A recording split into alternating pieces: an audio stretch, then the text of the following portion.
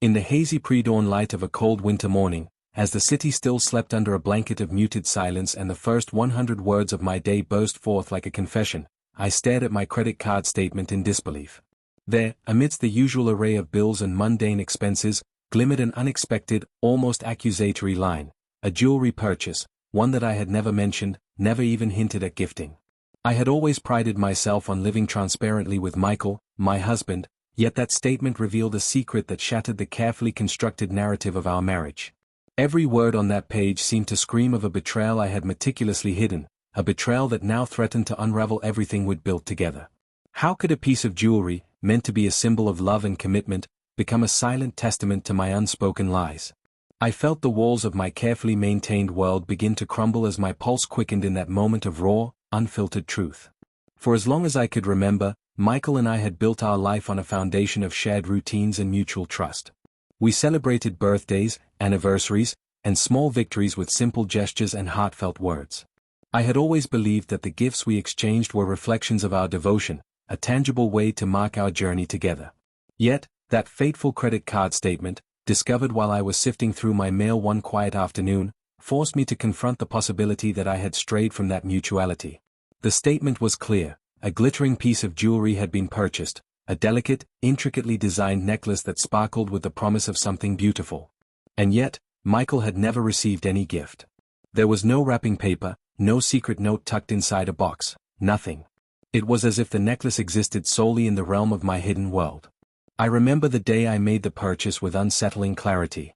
It was a chilly December evening, and I had been alone in the office after a long day filled with the monotonous hum of deadlines and corporate expectations. The fluorescent lights of my cubicle had flickered, mirroring the restless thoughts in my head. I'd wandered to the break room for a moment of solitude, my mind adrift on memories of a past I desperately wanted to forget, a past where love had been unpredictable and my heart had burned with a wild, unrestrained fire. In that vulnerable moment, I had taken out my credit card, the cool plastic a stark reminder of my newfound independence, and made a purchase that would later come to symbolize everything I had hidden. I selected a necklace that was elegant and timeless, its delicate chain and shimmering pendant speaking to an inner beauty I longed to reclaim. I told myself that it was simply a treat for me, a small indulgence to mark the end of a long, tiring day. But deep down, I knew there was more to it. The purchase was laced with the bittersweet pain of a life divided between the woman I presented to Michael and the untamed spirit that I had left behind. Over the next few days, the weight of that secret grew heavier. Every time I glanced at my credit card statement, that glittering necklace stared back at me like an accusing mirror, reminding me of a moment of weakness and unspoken rebellion. I began to question my own motives. Had I made that purchase as a way to fill a void in my heart? Was it an unconscious act of self-affirmation, a desperate grasp at the freedom I once knew before our life had settled into predictable comfort? Each question gnawed at me, urging me to dig deeper into the tangled layers of my emotions. I started to retrace my steps that evening, flicking through old emails and bank statements, searching for any clue that could explain the purchase. I remembered the solitude of that December night, the dimly lit corridors of my office, the quiet hum of the air conditioner, the feeling of being invisible in a sea of indifferent colleagues. In that space, I had allowed myself to dream of a life unburdened by responsibility, a life where passion could still burn fiercely. That necklace, with its delicate craftsmanship and radiant shimmer, was a relic of that hidden desire, a secret talisman I had clutched in moments of desperation and longing. It was not a gift for Michael, not an act of romance, but a quiet, personal rebellion against the suffocating routine of our marriage. As the days turned into restless nights, I found solace in the sanctuary of my journal, a battered, leather-bound confidant that held the raw, unedited fragments of my innermost thoughts. I wrote feverishly about the night of the purchase, about the conflicting emotions that had surged through me as I clicked by without a second thought. My pen spilled out memories of a time when I had felt truly alive, when the world was a canvas of uncharted possibilities and every moment pulsed with the thrill of the unknown. I described how, after the purchase, I had stood by the window of my office, gazing at the city lights as if they were the distant stars guiding me toward a forgotten destiny. In those solitary hours, I began to realize that the necklace was more than a mere piece of jewelry. It was a symbol of the parts of me I had long suppressed, a secret marker of the woman I once was, a woman who dared to dream, who dared to rebel, who dared to feel deeply. Yet, as I poured my heart into those journal pages, I was tormented by a crushing sense of guilt. Michael had always been my rock, the steady, reliable presence who had shared every triumph and sorrow with me. His love was unconditional, a beacon of light in the darkest of times. And I, in my bid to recapture a fragment of my past, had betrayed that trust in the most subtle, insidious way. The necklace was hidden away in my drawer, its beauty known only to me, a secret I guarded fiercely, even as it whispered of things I no longer wished to remember. Each time I caught a glimpse of it, I felt the sting of regret, the echo of a choice that I had made in a moment of fragile solitude. The conflict reached its zenith one chilly afternoon when Michael, ever attentive and intuitive, casually mentioned that he had noticed something odd on my credit card statement. "Marianne," he had said, his tone gentle yet laced with concern, "I saw a charge for a jewelry purchase that I don't recall you mentioning. What's this about?" His question, simple and unassuming, struck me like a thunderclap. I felt a surge of panic, the familiar tightness in my chest that came with the fear of exposure. In that moment, the carefully maintained veneer of my life began to crack. I was forced to confront the truth that I had long denied. I had, in a secret bid for freedom, purchased a piece of jewelry that symbolized a part of me I was no longer willing to let die. I spent that night in tortured introspection, the silence of our apartment broken only by the soft ticking of the clock and my ragged breaths. I knew that if I did not find a way to reconcile the two halves of my identity, the devoted wife that Michael loved and the rebellious spirit of my past, our marriage would never be the same. The necklace was not meant as a gift for him, it was a piece of me that I had lost along the way, a silent reminder of a time when I was unafraid to embrace life's wild uncertainties. In the quiet hours before dawn, I made a decision.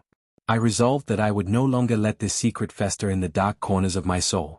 Tomorrow, I vowed, I would begin the long, painful process of coming clean, not just to Michael, but to myself.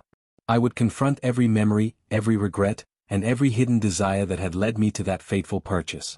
I would trace the origins of that moment and reclaim the parts of me that I had allowed to wither away under the weight of routine. Even if it meant facing the crushing disappointment in Michael's eyes, I knew that the only path to redemption was through the brutal honesty of self-examination. I awoke the next morning with a heavy, unyielding sense of dread and determination coursing through my veins. The grocery receipt, a crumpled slip of paper bearing the meticulous list of items for a romantic dinner, lay open on my kitchen counter like a confession I could no longer ignore. Every detail on that receipt stung with painful clarity: the gourmet pasta, the expensive bottle of red wine, the delicate bouquet of fresh roses, and even the decadent truffle chocolates. I had sworn I was home alone that night, yet the evidence was undeniable. The receipt was a secret testimony to a night I had spent preparing for something I never intended to share with Michael. As I stared at the printed words, my mind raced through countless scenarios. Had I planned a hidden celebration for myself? Had I been lured by a desperate need to recapture a passion I once knew? Or had I, in a moment of vulnerability and rebellion, chosen to fill an emotional void with the promise of a lavish dinner meant for two, a dinner that now revealed a hidden self I could no longer deny? I remembered that night with a painful lucidity that made my heart ache. After a long, exhausting day at work, I had insisted to Michael that I needed a quiet night alone to recharge. Instead, I had driven to a fancy grocery store in a part of town I rarely visited. Under the flickering fluorescent lights, I carefully selected every item as if assembling a secret ritual, each purchase a small act of rebellion against the monotony of our shared routine. I bought the pasta that would transform into an indulgent meal, a bottle of wine that promised the taste of far-off vineyards, and even a bouquet of roses that smelled of romance and defiance. I felt an electrifying thrill as I handed over my credit card, knowing that with that transaction, I was constructing a private world of longing and escape. I had convinced myself that this was nothing more than a harmless treat, a fleeting moment of self-care amid the grey sameness of everyday life. Yet, deep down, I knew that every item was imbued with a desire to reclaim the passionate self I had once been, a self that had long been suppressed by the demands of responsibility and the comfort of routine. Now, the evidence of that night stared back at me in black and white, each line on the receipt a vivid reminder of a choice I had made in secrecy. The realization that Michael had never received a single gift that night, no whispered promise, no secret note, nothing, forced me to confront the duality of my existence. Outwardly, I had always been Marianne, the dependable, steadfast partner who embraced the stability of our marriage. But behind closed doors, a hidden part of me, one that yearned for excitement, romance, and the wild unpredictability of life, had emerged in the form of that secret dinner plan. I felt like I was living two lives, one crafted to meet the expectations of a harmonious union, and another that pulsed with the raw, unfiltered emotions of a forgotten dream. The days that followed were a turbulent blur of internal conflict. I walked through our apartment as if in a daze, each step echoing the weight of my concealed actions. In the quiet moments of solitude, I would pull out the receipt and stare at it, wondering if I had been so desperate for a taste of the past that I had betrayed the very foundations of trust Michael and I had built over the years. Every time I remembered the thrill of that clandestine shopping trip, a bitter mix of guilt and longing surged within me.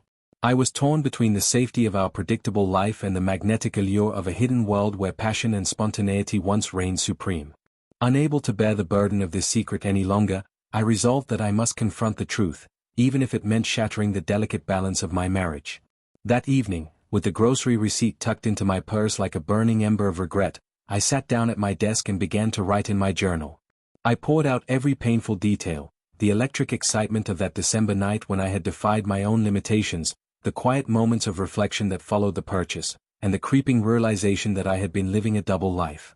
My handwriting was raw and frantic, each word a plea for clarity and a confession of my inner turmoil. I wrote about how the luxurious items on the receipt were not merely objects of indulgence but symbols of a deeper, unmet desire to reconnect with a part of me that had been silenced by years of conformity and self-doubt. In those pages, I traced the evolution of my hidden self, from the reckless, spontaneous moments of my youth to the cautious, controlled existence I had embraced after my divorce. I recalled nights when I had danced under neon lights, laughing with abandon as if nothing could touch me. I remembered the taste of freedom, the taste of defiance. And I realized, with a painful clarity, that that secret dinner was my final, desperate attempt to reclaim a sliver of that lost freedom. It was a gesture of rebellion, a silent cry to myself that I was still capable of experiencing life in its fullest, most vibrant form, even if I had long convinced myself otherwise. The following day, as I navigated the crowded streets on my way to work, I felt the pressure of the secret growing heavier with every step. My mind was a chaotic whirlwind of regret and yearning. I knew that if I continued to harbor this hidden truth, it would eventually consume me. The grocery receipt was not just a piece of paper, it was the embodiment of a fractured identity, a symbol of the chasm between the woman I presented to the world and the one I had allowed herself to be in private. I began to question every aspect of my life. Was I truly happy in my safe, predictable marriage? Or had I been so blinded by the comfort of routine that I had lost sight of the passions that once made me feel alive? Each unanswered question stung like a shard of glass, cutting deeper into the facade I had so carefully constructed. That evening, as twilight descended upon the city and the world was painted in soft hues of lavender and blue, I sat in the quiet of my apartment with Michael's absence echoing in the silence. The emptiness of our home magnified the burden of my secret. I gathered every ounce of courage and decided that I would share the truth with him, no matter how painful it might be. I rehearsed my confession over and over in my mind, the words tumbling out like fragments of a broken mirror. Michael, I need to tell you something I've been keeping hidden. The thought of exposing the duality of my existence filled me with both terror and a desperate hope that maybe, just maybe, honesty could pave the way for healing. In a moment of raw vulnerability, I dialed Michael's number. My voice was unsteady as I spoke, each word heavy with regret and longing. I explained that while I had told him I was at work that night, I had actually been out, planning a romantic dinner for myself, a fleeting escape to recapture the spark of passion I feared was lost. I told him how I had carefully chosen every item on the grocery receipt as if assembling a dream that would bridge the gap between who I was and who I wished to be. I confessed that the dinner was not meant as a gift for him, nor as an act of betrayal, but as a desperate, misguided attempt to reconnect with a part of me that still yearned for the wild, unrestrained joys of life. Michael listened in a long, heavy silence. When I finally fell silent, he spoke softly, his voice trembling with both hurt and an unmistakable tenderness. Marianne, I need you to understand that I love you, but I can't help if you're not being honest with me. I've sensed a distance between us for a while now, and this is hard to swallow. But I want to understand. Tell me everything. His plea, both a lifeline and a wound, broke through the barriers I had built around my secret self. I could almost see the heartbreak in his eyes as I continued, my voice raw with emotion. I wasn't trying to hurt you, Michael. I was trying to remember who I once was, a woman who dared to dream, to live boldly. I'm sorry that I kept this from you. I was terrified that if you knew, you'd see me as someone ungrateful or unfaithful. I lost myself in that moment of solitude, and I wanted to recapture a spark I thought was gone. The conversation that followed was long and wrenching, a tapestry of tears, silence, and small moments of understanding that slowly began to mend the rift between us. Over the next few weeks, Michael and I sought help from a couples therapist, determined to rebuild the trust that had been chipped away by my secret. In those sessions, we unpacked the layers of our shared life, confronting the quiet routines that had gradually suffocated the passion we once knew. Michael admitted that he had always sensed something was missing, that the small silences between us spoke of unspoken desires and hidden fears. I confessed the truth about that night, the grocery receipt, the secret dinner, and the internal battle between a safe, predictable life and a yearning for the untamed, passionate days of my past. Our therapist, Dr. Elaine Monroe, guided us gently through the painful process of reconciliation. Healing begins with vulnerability, she told us one crisp evening, her voice both soothing and authoritative. When you allow yourselves to see and accept every part of your identity, even those that seem contradictory, you create a space for true intimacy. Her words resonated deeply with me, and slowly, I began to see that my secret was not just a mark of betrayal, but also a call to rediscover and integrate all the facets of who I was. In the quiet solitude of our therapy sessions, Michael and I started to rebuild our connection on a foundation of honesty and empathy. We established new rituals, weekly truth talks over coffee, shared evenings where we wrote in a joint journal, and spontaneous weekend getaways to places where we could both escape the routine and rediscover each other. Each small act of vulnerability became a brick in the slow reconstruction of our love. I started to see that my hidden romantic dinner was not an irreparable fracture in our relationship, but rather a painful, yet necessary, invitation to confront the parts of me I had long tried to suppress.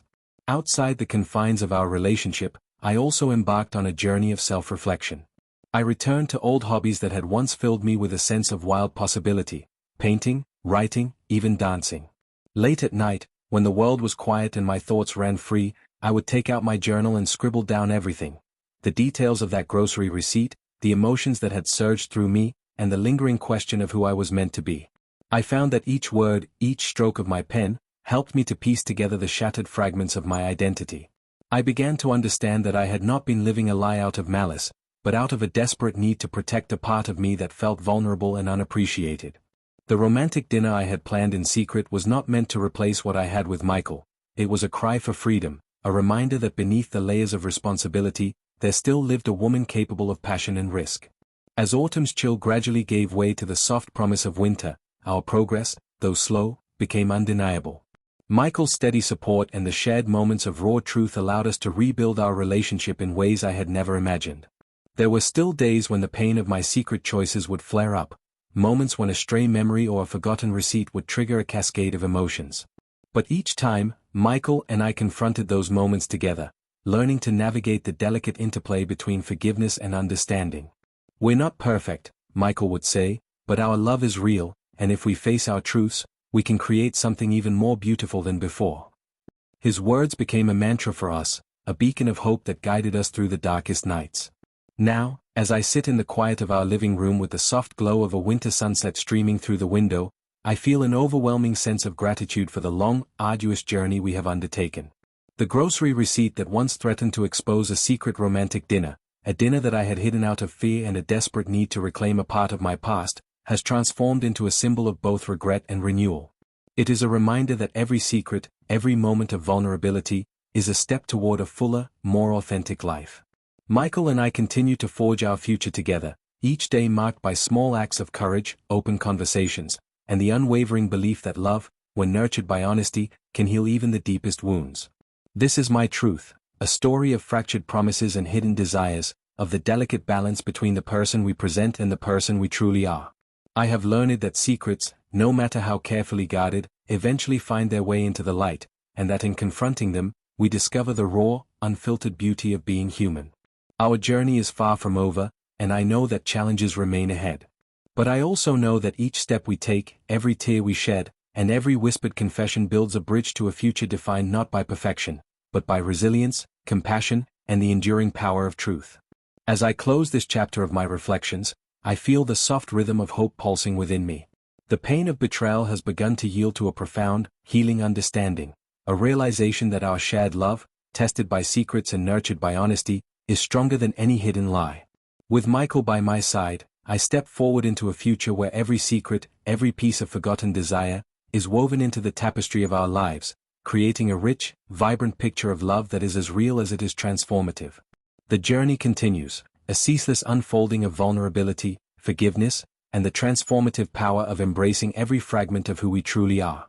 Each day, every honest conversation, and every courageous step brings us closer to a life where love is celebrated in its most raw and authentic form.